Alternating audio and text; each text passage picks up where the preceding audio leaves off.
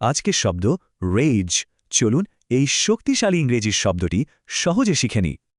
আচ্ছা, ভাবুন তো, সাধারণ রাগ যখন নিয়ন্ত্রণের বাইরে চলে যায় তখন কি হয়?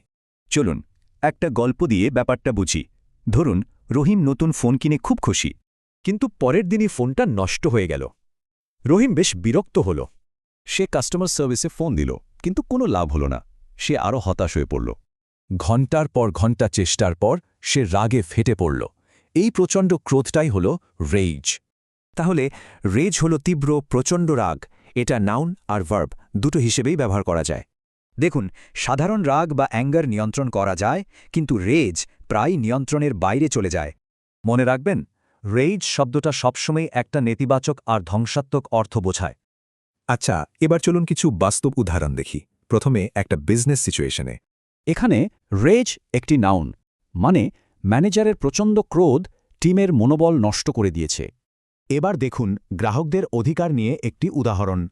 এখানে কনজিউমার রেজ মানে হল গ্রাহকদের সম্মিলিত ক্রোধ, যা একটি বড় ক্যাম্পেইন শুরু করে দেয়। শেষ উদাহরণটি রাজনৈতিক প্রেক্ষাপট নিয়ে। এই বাক্যে নেতার বক্তব্যে মানুষের মধ্যে রেজ বা প্রচণ্ড ক্রোধ তৈরি হয়, যা থেকে বিক্ষোভ শুরু হয়।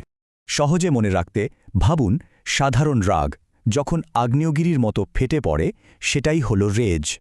তাহলে মূল কথা হল, রেজ শুধু রাগ নয়, এটা রাগের সবচেয়ে চরম আর ভয়ঙ্কর রূপ। একটু ভাবুন তো, আমাদের চারপাশে এই শক্তিশালী আবেগের প্রকাশ কখন দেখা যায়?